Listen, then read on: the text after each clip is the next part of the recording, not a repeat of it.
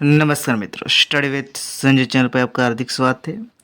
आज हम बात करने वाले हैं 29 अप्रैल के करंट अफेयर रिलेटेड जो अभी इम्पोर्टेंट क्वेश्चन बन सकते इसके बारे में जानेंगे, और साथ में इसके रिलेटेड जो भी इम्पोर्टेंट करंट अफेयर जो प्रीवियस दिन में बन गए इसके बारे में भी जानेंगे। तो शुरू करते हैं। पहला क्वेश्चन, हर साल कार्यस्थल पर सुरक्षा और स्वास्थ्य के लिए विश्व दिवस किस दिन मनाया जाता है? तो 28 अप्रैल को कार्यस्थल पर सुरक्षा और स्वास्थ्य के लिए विश्व दिवस मनाया जाता है, जिसको इंग्लिश में world day for safety and health at work. तो इसके लिए क्यों मनाया जाता है? क्योंकि 28 अप्रैल को हर साल 28 अप्रैल को कार्यस्थल पर सुरक्षा और स्वास्थ्य के लिए प्रति लोगों को जागरूक करने के लिए मनाया जाता है। और जहाँ भी कार्य होता है वहाँ पे सुरक्षा और स्वास्थ्य के लिए, जैसे कि कोई भी केमिकल इंडस्ट्री है तो वहाँ स्वास्थ्य की देखभाल के लिए जो भी वहाँ पे रूल्स रेगुलेशन है वो अच्छा बनाया जाए। और सुरक्षा, जो हम कहते हैं ना कि सुरक्षा को पहली प्रायोरिटी देना चाहिए किसी भी कार्यस्थल पर, वो इसका भी सुरक्षा का ध्यान रखा जाए। इसीलिए जागरूक बढ़ाने के लिए ये दिन मनाया जाता है। और इसकी शुरुआत यूनाइटेड नेशन की इंटरनेशनल लेबर ऑर्गेनाइजेशन मतलब अंतर्राष्ट्रीय श्रम संगठन द्वारा 2003 में पहली बार मनाने की शुरुआत की थी। और इसकी थीम रखी गई है 2024 के लिए, जलवायु परिवर्तन और कार्यस्थल पर सुरक्षा और स्वास्थ्य। फिर से एक बार रिपीट कर देता हूँ, जलवायु परिवर्तन और कार्यस्थल पर सुरक्षा और स्वास्थ्य। तो ये है 2024 की थीम। अब हम अप्रैल के इम्पोर्टेंट डे को जानते हैं।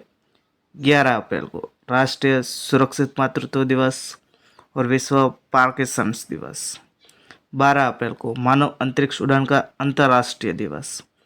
13 अप्रैल को जलियांवाला बाग नरसंहार दिवस जो 1919 में हुआ था। 15 अप्रैल को विश्व कला दिवस।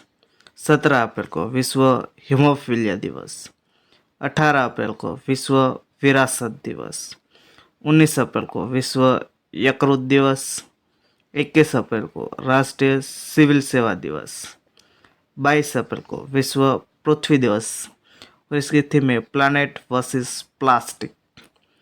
23 अप्रैल को विश्व पुस्तक और कॉपीराइट दिवस और इस दिन विश्व पुस्तक राजधानी घोषित किया जाता है, मतलब वर्ल्ड बुक कैपिटल, जो 2024 के लिए स्ट्रासबर्ग को घोषित किया जो फ्रांस में है। 24 अप्रैल को राष्ट्रीय पंचायती राज दिवस मनाया जाता है। 25 अप्रैल को विश्व मलेरिया दिवस मनाया जाता है। और 26 अप्रैल को विश्व बौद्धिक संपदा दिवस मनाया जाता है, मतलब वर्ल्ड इंटेलेक्चुअल प्रॉपर्टी डे मनाया जाता है। तो ये है अप्रैल के इम्पोर्टेंट डे।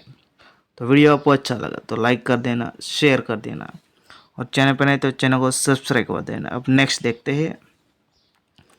हाल ही में टाटा पावर सोलर सिस्टम ने किस बैंक के साथ रणनीति सहयोग की घोषणा की है? तो हाल ही में इंडियन बैंक ने टाटा पावर सोलर सिस्टम ने इंडियन बैंक के साथ रणनीति सहयोग की घोषणा की है, क्योंकि इंडियन बैंक ने रूफटॉप सोलर योजना जो वित्त पोषित करने के लिए ये इंडियन बैंक के साथ सहयोग किया है। क्योंकि हाल में जो प्रधानमंत्री सूर्य घर मुफ्त बिजली योजना लॉन्च की है, इसको इंस्टॉल करने के लिए ज़्यादा से ज़्यादा रूफटॉप सोलर है इंस्टॉल करने के लिए इस बैंक के साथ साझेदारी की है। तो इंडियन बैंक के साथ किए, तो इंडियन बैंक के बारे में जानते हैं। इसकी स्थापना हुई थी 1907 में हुई थी और इसका हेडक्वार्टर है वो चेन्नई में है। और इसके एमडी और सीईओ शांतिलाल जैन है। अब नेक्स्ट देखते हैं।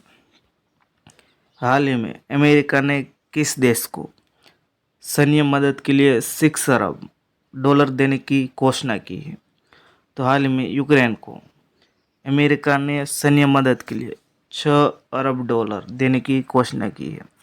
$6 अरब हमारे इंडियन रुपए में कितना होता है? तो होता है 50,000 करोड़। मतलब हम कह सकते हैं 50,000 रुपये जो देने की घोषणा की, जो इसको दिया जाएगा सैन्य खर्च के लिए। जो इसमें से वो पैट्रियट मिसाइल सिस्टम खरीदेगा और एक यूएसए जो मास नाम से एक एयर डिफेंस सिस्टम को भी शामिल करेगा, जो रशिया के खिलाफ ये युद्ध में वो उतारेगा। तो यूक्रेन चर्चा में, तो यूक्रेन की राजधानी वो कीव है और वहाँ के प्राइम मिनिस्टर है वो कौन से है? वो जेलेंस्की है, व्लादिमीर जेलेंस्की। तो अब नेक्स्ट देखते हैं, हाल ही में किस देश ने सेंजाओ 18 स्पेसक्राफ्ट लॉन्च किया है?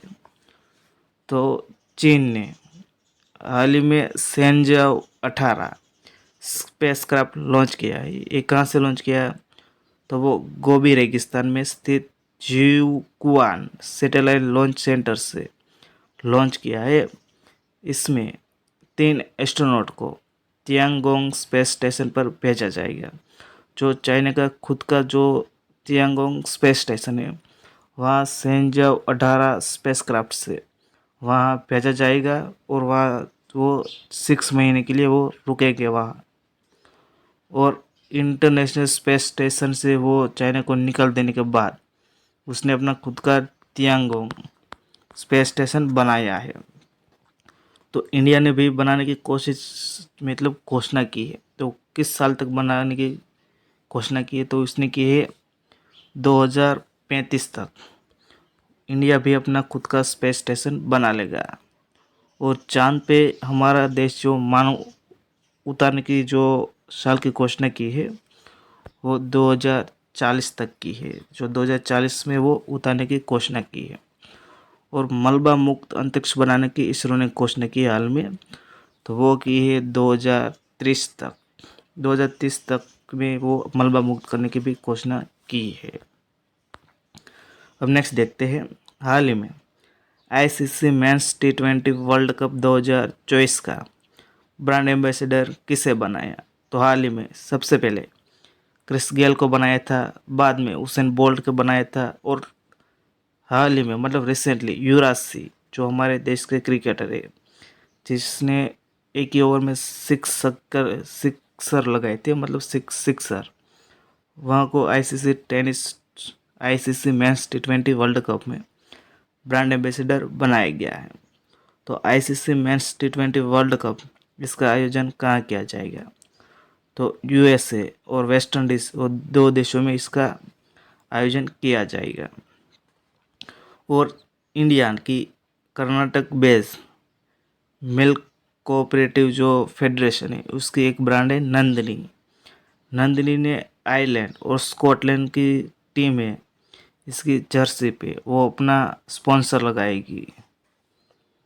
अब नेक्स्ट देखते हैं, हाल ही में विजिजम पोर्ट चर्चा में है, वह किस राज्यों में है?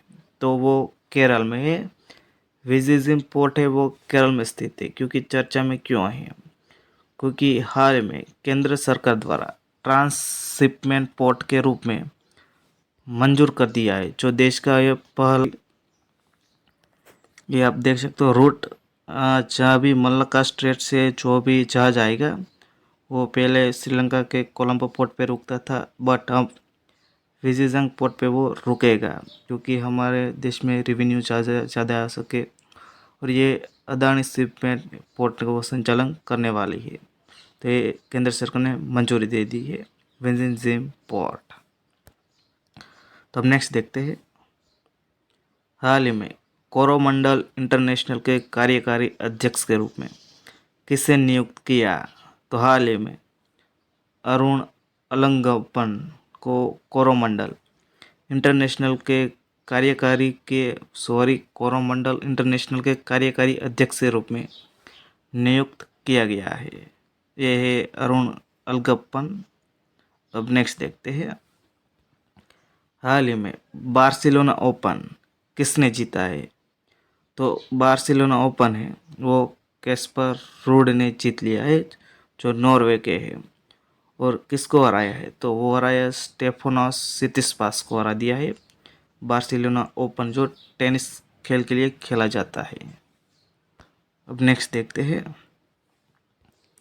हाल ही में wrestling federation of India athlete आयोग के अध्यक्ष कौन बने हैं। मतलब भारतीय कुश्ती महासंघ एथलीट पैनल के अध्यक्ष के रूप में नरसिंह पंचम यादव का अध्यक्ष के रूप में नियुक्त किया गया है। ये है नरसिंह यादव जो रेसलर है, मतलब पहलवान। तो हम अब 28 अप्रैल के जो मैंने आपको लास्ट में क्वेश्चन पूछा था, इसका आंसर जानेंगे। हाल ही में सौरव घोषाल ने किस खेल से सेवानिवृत्ति की घोषणा की है। तो हाल में सौरव घोषाल ने स्क्वैश से अपनी सेवानिवृत्ति की घोषणा की है। तो अब आज का क्वेश्चन है जिसका आंसर आपको कमेंट बॉक्स में देना है। हाल ही में आरबीआई के डिप्टी गवर्नर टी रविशंकर का कितने साल के लिए कार्यकाल बढ़ाया है। तो इसका आंसर आपको कमेंट बॉक्स में देना है। ये वीडियो आपको अच्छा लगे तो लाइक कर देना, शेयर कर देना।